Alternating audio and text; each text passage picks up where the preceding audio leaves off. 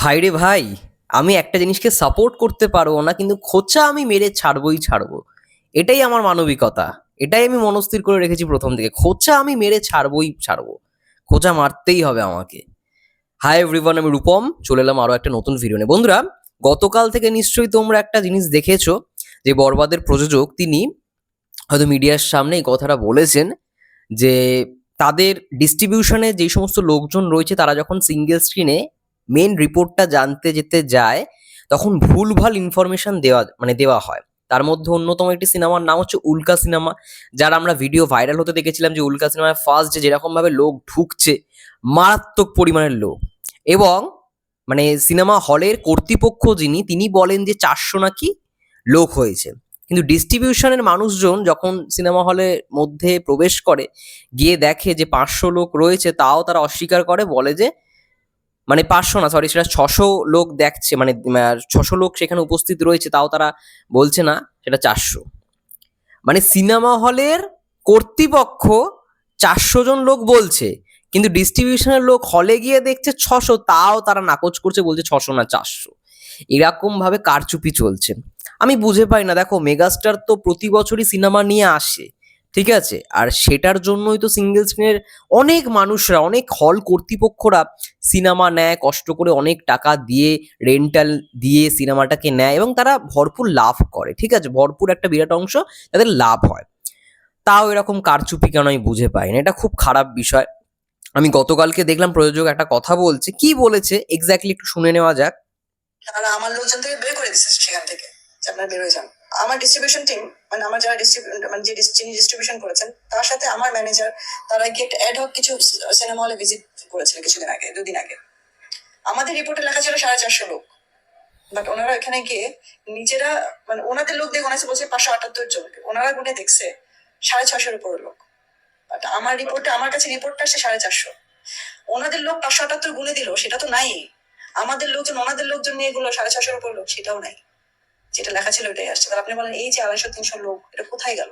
সেটা আমি হাওয়া। একটা ক্লাসের কথা বলতেছি, ডিসি লোক 250-300 লোক হাওয়া। এটা জয়দেবপুর উল্কা সিনেমা হলে এটা হয়েছে, এবং তারা আমার লোকজন থেকে বের করে দিচ্ছে সেখান থেকে, যে আপনারা বের হয়ে যান। তো কথাই বলতে দিচ্ছিল না। কিন্তু এই লোকগুলো আমার কাছে সিনেমা নেওয়ার জন্য ওনাদের এই সিনেমাটা থেকে পাওয়ার কথা, বলতেছে যে আমাদেরকে তো সিনেমা দিবে না, অন্য সিনেমা হলে চলে, বর্ষাতে চলে, উনি দিবে না, বর্ষাতে না, এই ধরনের অনেক কথা ছিল। আমি ভাই দিব না কেন, দিব ইনশাল্লাহ, আপনি কেন পাবেন না, সবাই পেলে আপনিও পাবেন।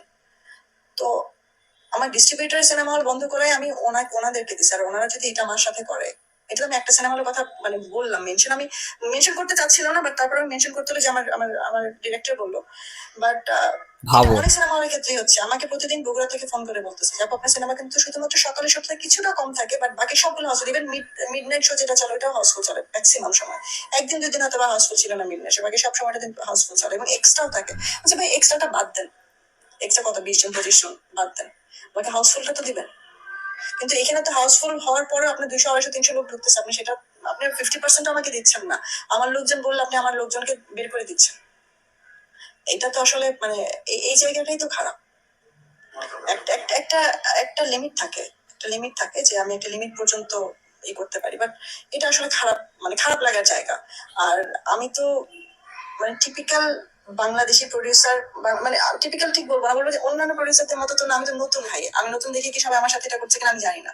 আমি জানি না ওনাদের সাথে কি, ওনাদের সাথে হয়তো ওনাদের খুব স্ট্রং লোকজন থাকে, আমি অথবা একটু সফট, আমি এগুলো বুঝি না।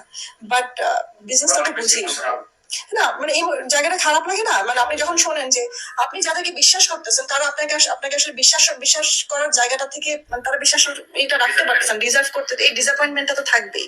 আমি তো বিশ্বাস করে দিচ্ছি সবাইকে, কারণ আমার মনে হয় যে আমি না হয় নাই দেখলাম, একজন তো দেখে। আপনি আমাকে এখানে ঠকাবেন, বাট আপনাকে কোথাও না কোথাও এটা জবাব দিতে হবে। আমি তো কাউকে ঠকান, আমি আমার সিনেমা রিলিজের আগে আপনাদেরকে খুব বেশি বলি নাই যাও আমার সিনেমা এটা হচ্ছে, আমার সিনেমা এটা হচ্ছে। আমি সবসময় বলছি আপনাদের আমি একটা ভালো কিছু বানানোর চেষ্টা করতেছি, এবং আশা করি আপনাদের ভালো লাগবে। আমি বলি না আপনারা আসলে দেখবেন যে একদম ধামাকা হবে, সেটা আমি বলি নাই কখনোই। আমি চেষ্টা করে যাচ্ছি, ওর সাথে করে আমরা আমাদের মতো করে ভালো বানানোর চেষ্টা করতেছি, বাকিটা দর্শক কতটুকু নিবে, সিনেমা যখন রিলিজ হবে তখন আপনারা দেখে নেবেন। ভাবো, ডিস্ট্রিবিউটর দিতে চাইছিল না উল্কা সিনেমাকে, প্রডিউসার নিজে থেকে দিয়েছে। বলেছে সবাই পেয়েছে, আপনিও পাবেন, কেন পাবেন না? আপনাদের ছোট হল বলে দেওয়া হবে না এমন নয়। ডিস্ট্রিবিউটার বারণ করা সত্ত্বেও প্রযোজক কিন্তু দিয়েছে। আর সেই সিনেমা হলের কর্তৃপক্ষরা ডিস্ট্রিবিউটারদের নাকি তাড়িয়ে দিয়েছে, বের করে দিয়েছে হল থেকে, ভাবো। এই নিয়ে ক্যাচরা, এবং এটারই সুযোগ নিচ্ছে অনন্য মামুন। সকালে দেখেছো নিশ্চয়ই অনেকে যে অনন্য মামুন একটা পোস্ট করে, এবং তিনি তো মানে এখন মালেক আফসারির থেকেও বড় একজন ইউটিউবার হয়ে উঠেছে যা দেখলাম।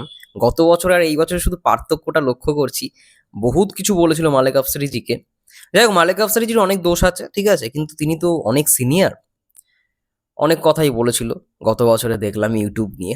এখন তিনি হচ্ছে the most popular pan Indian director and YouTuber, এটা কিন্তু আমাদের মানতে হবে। তাই তাকে রেসপেক্ট দিয়েই বলছি। তিনি সকালে একটা পোস্ট করেছেন, এই ভিডিওটা যখনই ভাইরাল হয় না, প্রডিউসার যখন বলছে, তার কষ্টটা সে শেয়ার করছে, ঠিক আছে, এখানে কান্নাকাটিও নেই, কিছুই নেই, যেটা ভুল সেটা তিনি শেয়ার করেছেন। এবার এটাকে নিয়ে মানে যেটা প্রথমে আমি বলে শুরু করলাম যে সাপোর্ট আমি করতে পারবো না, কিন্তু আমি খোঁচা মারবই, এটাকে খোঁচা মেরে অনন্যামন 4 ঘন্টা আগে লিখেছে, এখন কিছু বোকা দা, ঠিক আছে, কাঁদতেছে। আমি যখন 1 সপ্তাহ আগেই বলেছিলাম তখন হা হা রিয়াক্ট দিয়েছিল। এত খিস্তি খেয়েছে, কমেন্ট বক্সই বন্ধ করে দিয়েছে, ভাবো। অনন্য মামুনের এই স্বভাবগুলো আর গেল না। আমি আবারও দেখাচ্ছি, এই যে পোস্ট, এই যে অনন্য মামুন করেছে পোস্টটা, এই যে দেখতে পারবে এখানে। ও বাবা, সরি, ভিডিও চলে গেছে, এই যে দেখতে পারবে পোস্টটা, সাদা দেখতে পাবে। যাই হোক, তোমরা অনন্য মামুনের প্রোফাইলে গিয়ে দেখে নাও। খুব শখ হয়েছিল পোস্ট করার, খুব শখ, যার জন্য সৎসাহস নেই তো কমেন্ট বক্সটা বন্ধ করে দিয়েছে। প্রথমে আমি দেখছিলাম কিছু কমেন্ট ছিল, 4 ঘন্টা আগে যখন পোস্টটা করেছিল তখন অনেক কমেন্ট ছিল, আস্তে আস্তে দেখি কমেন্টগুলো সব উড়ে যাচ্ছে, তারপরে এখন দেখছি তো কমেন্ট বক্সই বন্ধ। এত খিস্তি খেয়েছে, এত খিস্তি খেয়েছে যে কমেন্ট বক্সই বন্ধ করে দিয়েছে। ভাই, পোস্ট তাহলে করার দরকার কি তোমার যখন সৎসাহস নেই? আর এইখানে এই হচ্ছে অনন্য মামুনের মুখের ভাষা দেখুন, বোকা ড্যাশ ড্যাশ ড্যাশ কাঁদতেছে, মানে প্রযোজকদের, বরবাদের প্রযোজকদের এই সমস্ত ভাবে উল্লেখিত করছে, উদ্দেশ্য করে এরকম কথা বলছে। ভাই, তারা তো তোমাকে কিছু বাঁশ দেয়নি, তুমি কেন তাহলে তাদেরকে এরকম ভাবে কথা বলছো? মানে তারা তো কোনো রকম ভাবেই তোমার ছবিকে বা তোমাকে আলাদা করে মেনশন করে কিছু বলেনি। তুমি প্যান ইন্ডিয়ান ডিরেক্টর, তোমার থেকেও ভালো কোথাও কি তারা ছবি বানিয়ে দেখিয়ে দিচ্ছে, তা তুমি সেই আফসোসটা এরকম ভাবে মেটাচ্ছ? তুমি সেই আফসোসটা এরকম ভাবে মেটাচ্ছ। প্লাস অন্তরাত্মা সিনেমাটা বেশ করেছে সাকিবিয়ানরা প্রত্যাখ্যান করেছে। সাকিবিয়ানরা প্রথম থেকে এটা স্টিক ছিল বলেই আজকে এই অবস্থা। কেন দেখবে একটা সিনেমা 4 বছর আগে, মানে তৈরি হয়েছে 2021-এর একটা সিনেমা, মানে আমি যখন খুশি আমি তখনই আনবো? বেশ করেছে সাকিব ভাইয়া পোস্ট করেনি, সাকিব ভাইয়ার সঙ্গে নিশ্চয়ই কিছু গন্ডগোল হয়েছে বলে সাকিব ভাইয়া কোনো প্রমোশনাল পোস্ট করেনি অন্তরাত্মার, কোনো রকম পোস্ট না, একটা স্টোরি পর্যন্তও দেয়নি। ঠিক কাজ করেছে। শুধুমাত্র এবার বাংলা থেকে দর্শনা বণিককে হয়তো বলা হয়েছিল, সে তার দিক থেকে করে ফেলেছে।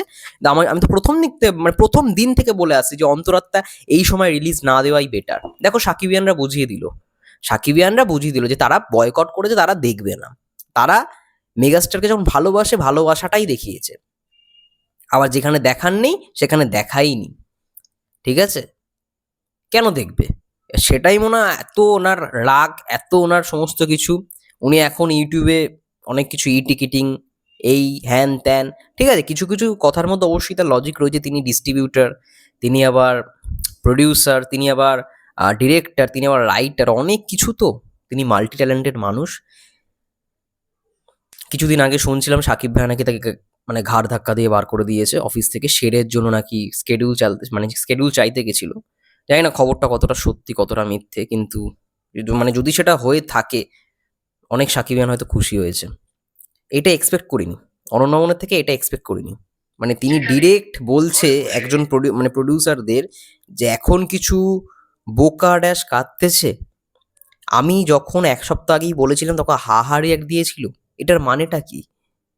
যাই হোক, এই সমস্ত মানুষজনদের সঙ্গে না সিনেমাই করা উচিত না, একেবারে ডিরেক্ট বয়কট, মুখের মধ্যে বয়কট স্ট্যাম্প মারা উচিত।